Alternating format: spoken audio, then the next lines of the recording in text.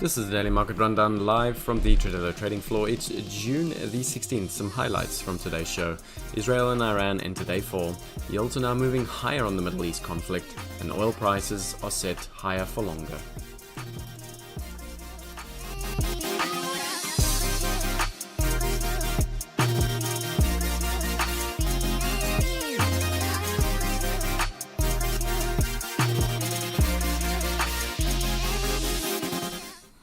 Good day, traders, and welcome to a new week of trading, and let's get stuck straight into it. So of course, over the weekend we know that there was a continuation of both attacks from Israel to Iran, and of course Iran back to Israel. There's been a lot of news flow, so I'm not going to actually go through the individual details. What we will do is go through some of the potential news flow, key news flow things to pay attention to.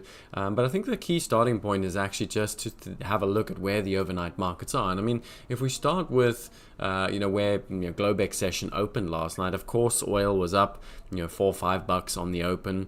We know the S&P was down 20 points and the gold was up $20. The point is that all of that is reversed and some. In other words, not only is oil given that back, but it's actually down marginally on the day. Gold ultimately is down $20 on the day, and the S&P is up 25 points on the day. So very, very big auction reversals off of the overnight open session, and what that typically tells us is quite a lot, and it's giving us quite a big degree of understanding as to how the market is interpreting what's going on in the Middle East. And that's the key takeaway. Okay, by no means am I an expert on war. By no means am I an expert on the Middle East conflict and all that sort of thing. But what I have got a very good understanding of is reading and interpreting markets flows, based on how they are interpreting. And that's ultimately what I'm going to give you. So let's get across to our first topic and talk a little bit about some of the key things to pay attention to. Now, like I said, the key takeaway I think that the market is coming around to understanding now is that in order for ultimately oil to be higher, in other words, in order for market participants to price in a little bit more geopolitical risk, we're going to need to see a form of escalation. Now, escalation doesn't mean shooting more missiles.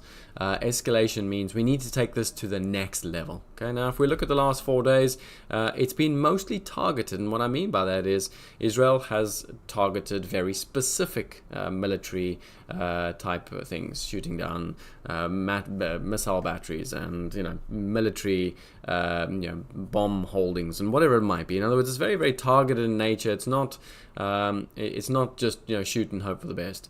In the same, Iran has also targeted very specific installations within Israel. Okay, in other words, these are very targeted operations. And again, I don't want to say that there's limited death, but there is very much limited death on both sides. Of course, every death matters, but the key takeaway is that this is very targeted on both sides, and no one is really looking to impose significant harm. Okay, I think that's the way to look at this, and this is how the market interprets it.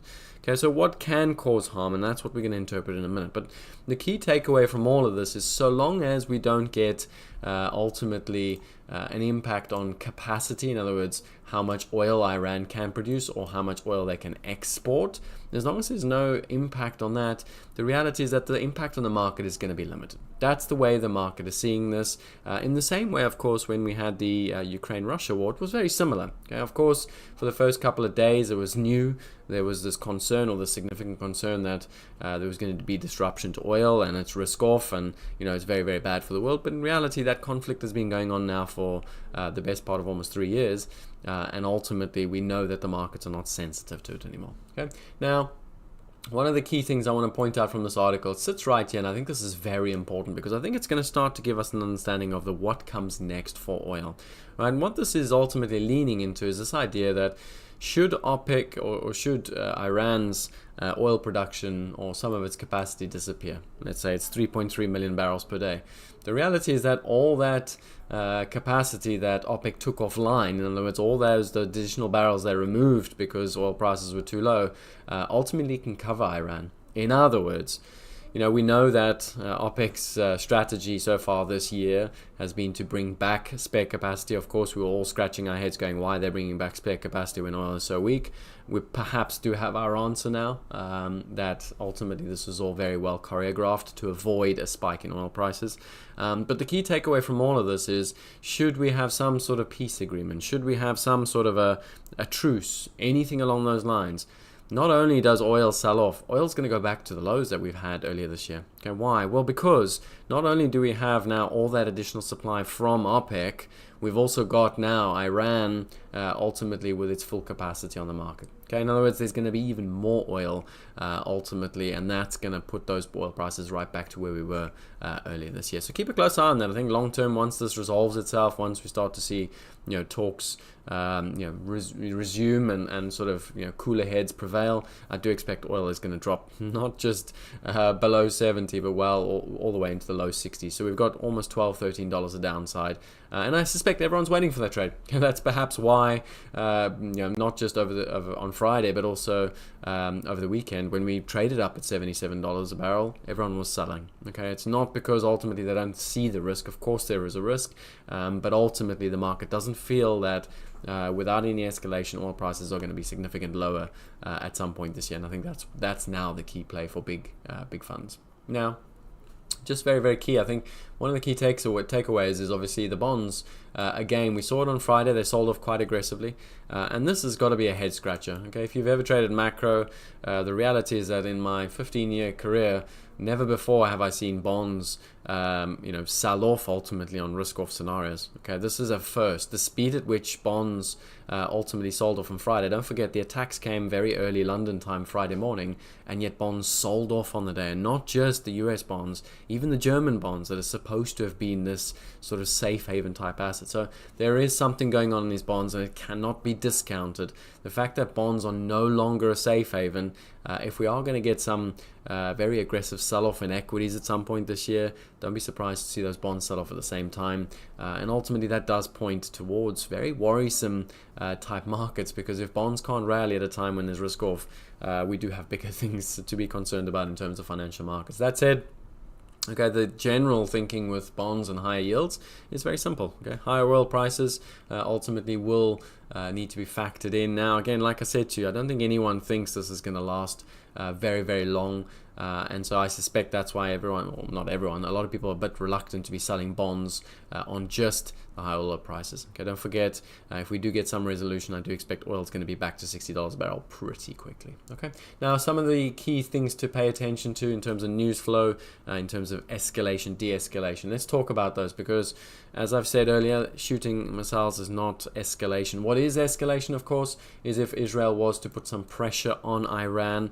We know that Trump has told us, that he wants peace, but ultimately it seems like Israel, in conjunction with some of its allied partners, are going to have to force Iran back to the table, and they can do this in a number of ways. And one of those ways, of course, is to perhaps do a little bit of set an example, shoot at an oil refinery, do some limited damage, but do some damage. Send a warning signal of, look, unless you come to the table, we are going to start shooting at your oil refinery and your oil infrastructure. That, of course, is not something we want to see, because not only is that expensive for Iran, but it's expensive for the world. Okay, high oil prices will benefit nobody around the world. But that being said, don't be surprised if we don't get any sort of truce talks this week. Don't be surprised at some point if we do get a little bit of an escalatory type strike from Israel. It makes absolute sense to try and peer pressure or force Iran to the table so they can have those discussions. Of course, it's not to say that Iran will come to the table, and of course Iran could make the first move, but it seems as though so far, like I said, I'm not an expert, but so far it seems as though the first move typically has come from Israel, not the other way around. So don't be surprised if there is a strike on some form of an energy facility. Don't be surprised to see threats of the Strait of Hormuz being closed. Now again, just closing the Strait of Hormuz doesn't really make sense.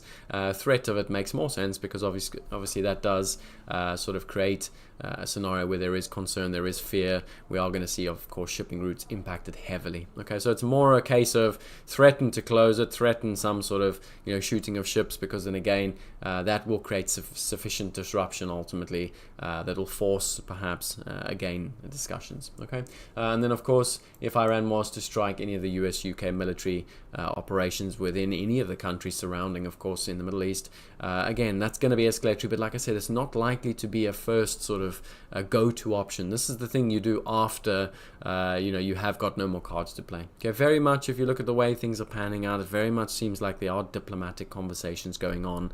Like I said, most of the operation so far is very targeted, and that's important because it means that there isn't really currently a fear of escalation. Okay, the other two key positive ones I think to pay attention to, and I think they're more likely that we're going to see this week, is some form of a commentary where Israel says their operation is complete. Okay, don't forget Iran has said they are willing to negotiate or come to talks once Israel stops shooting. So don't be surprised if over the next couple of days we do see Israel say, look, their initial mission is complete. We obviously saw this in Gaza as well, where they said, look, their initial mission was done, and of course it did continue beyond that, but they did announce when that initial mission was done. So don't be surprised if you see that at some point this week where they feel the mission is done, and now they're ready for talks. Okay, that's something that I think is very possible and very much a positive play this week.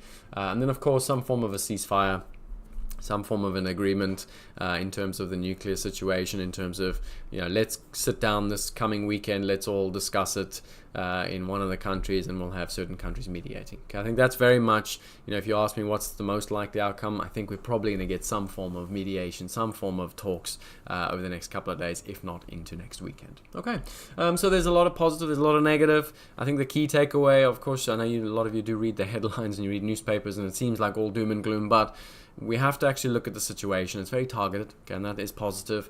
And for now, so long as we don't have any of these negative escalatory type scenarios, we are very much looking at some form of talks to hopefully happen later on this week. Okay, with that in mind, let's get across to the charts, because I think the charts tell us everything.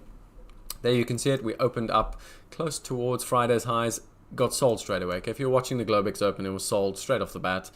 Gold was sold straight off the bat. Equities bought straight off the bat. So it was very much intentional the way the market wanted to trade. We are now back at that 72.5 level. We'll talk about the technicals in oil in a minute, because I think we are at very good areas to be consider buying the market. What's key to take away, if we can still see about an 10-11% risk premium priced in.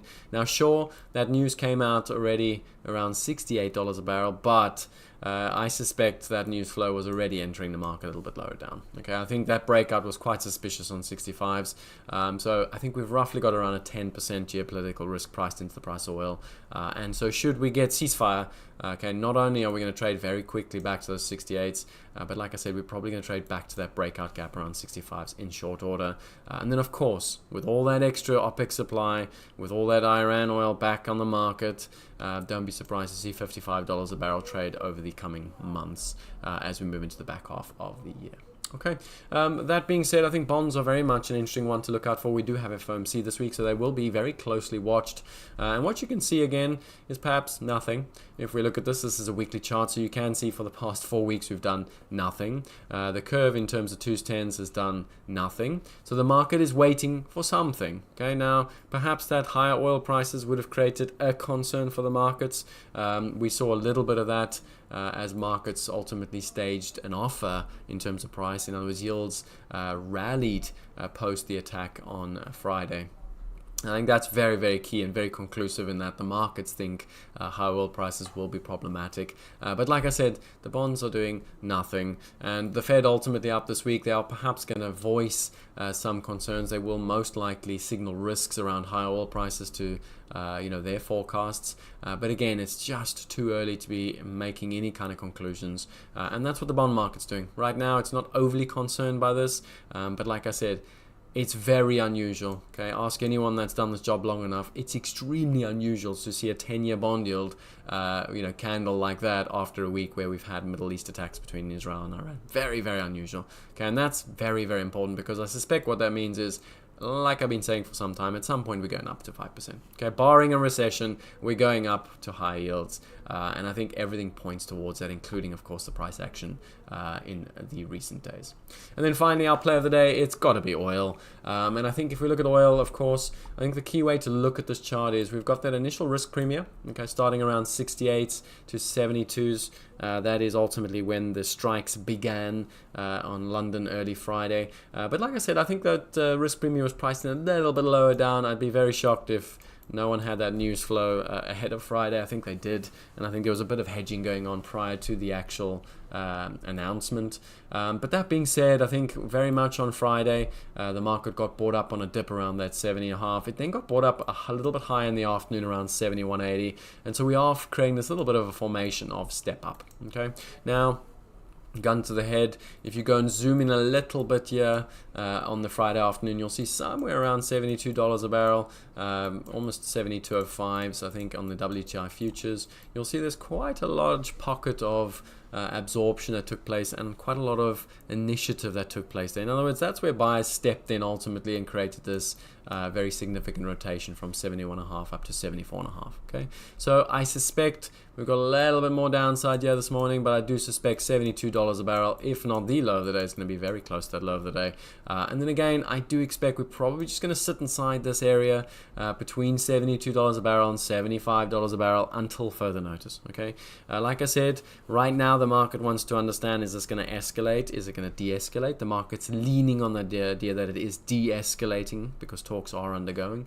But ultimately, the market is going to struggle to trade back all the way down to the $69 a barrel until we have a resolution. Okay, until we have, Israel has completed its mission, or Israel and Iran agreed to talks. Okay, until we get that, we're probably going to struggle to trade all the way back down to $68 a barrel. Okay, so that is the key play of the day. Keep an eye on that. I think $72 a barrel is going to be a key one to watch. And then just looking at the options, I think what keeps me quite confident that we're going to sit inside this range for some time is just looking at some of the options pricing. And what we can see for the expiry at the end of the week here is we can see there's quite a lot of call action taking place above the 80 strikes up to 86s. Sorry, that should not say ES.